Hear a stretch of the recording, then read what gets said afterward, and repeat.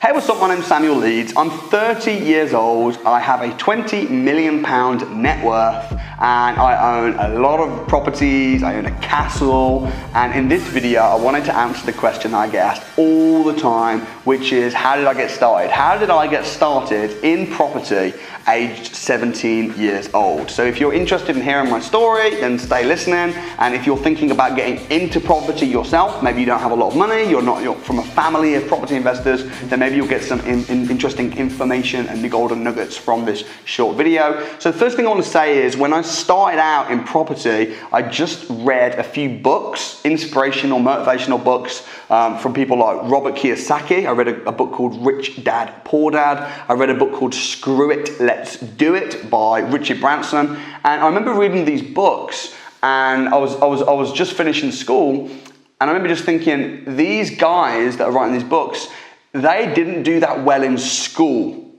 which was for me a massive inspiration, because as I was finishing school and I'd just done my exams, I was thinking, I'm not really cut out for this. Academically, my exams, I didn't do super well, and I wasn't particularly good in school. So as I was finishing school, I was going down the labouring type jobs. I was doing a bit of work for my dad. I was working as a plasterer. I'd just done some work on a building site. All physical kind of jobs where you're trading your time for money, because I thought going to university, getting a job, working up the academic world, that really wasn't for me. But what I realised reading these books is there's a whole third way. We always think in terms of, at school, you can either use your hands and do something practical, or you can use your brain and do something academic, like be a doctor or a lawyer or a builder or an accountant or a driver. And what I realised is, when I was a teenager, just as I was leaving school reading these books, is that there's a whole third way. And the third way is being an entrepreneur. The third way is by being a business owner, an investor. So I thought, this is awesome. So I looked on Google and I found some property investment and business meetings. I found networking events, Business Networking International, Property Investors Network. I joined a network marketing company called Utility Warehouse, and I signed up as a distributor, and I started going to these business entrepreneurial networks, and it blew my mind. And one of the things that really surprised me was how a lot of people took me seriously. At school, I was the clown.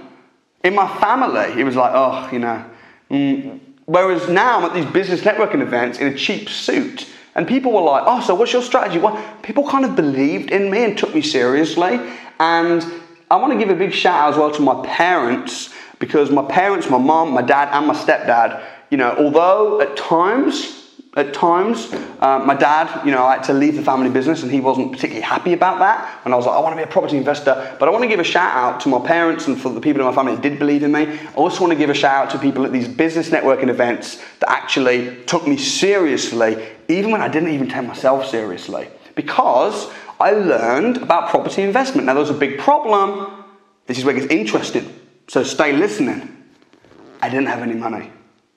So even though I started learning about business, I had no money.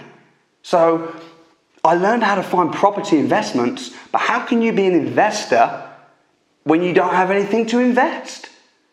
And one of the things, the first really important lesson that I learned when I saw other people winning and I started reading more books, going to seminars, was that you don't have to have money to invest yourself to be a successful business owner or property investor. In fact, most of the people that are making a lot of money, even the banks, when the banks make money from property investing, they don't use their money, they use your money. And I thought, all these rich people, they're tapping into other people's money. I can do the same. So just like how the banks use other people's money to invest in property, that's crazy, right?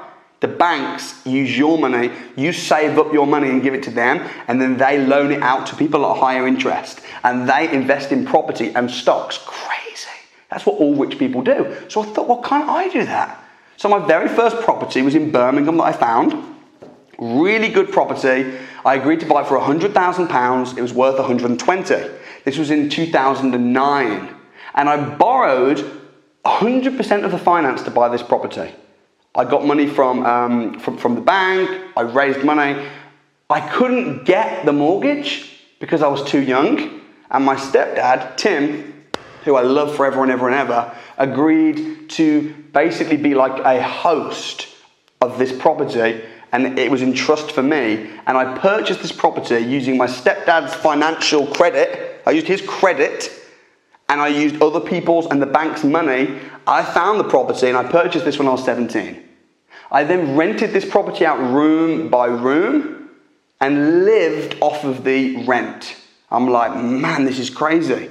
My second property that I bought it on, I got a 75% mortgage, and I borrowed money off of an investor for the deposit, and 100% I used other people's money. I started building a portfolio using other people's money. I bought a property in 2010 on a buy now, pay later philosophy. So this wasn't borrowing someone else's money, this was stalling the payment. But in the meantime, I'm getting the rent. So when I'm like 18, 19, I'm getting all this rent coming in. I'm like, man, this is nice, because you don't have to actually work to get rent. You just need the property and you rent it out. So all this rent coming in, passive income. This is incredible. And then the properties in 2010, 2011, after the crash, what happened? They started booming. The values started shooting up. When the values went up, I'm making loads of money. Did I sell the properties? No. I kept them. I refinanced them. So I got a new I borrowed against them. And I snowballed my portfolio.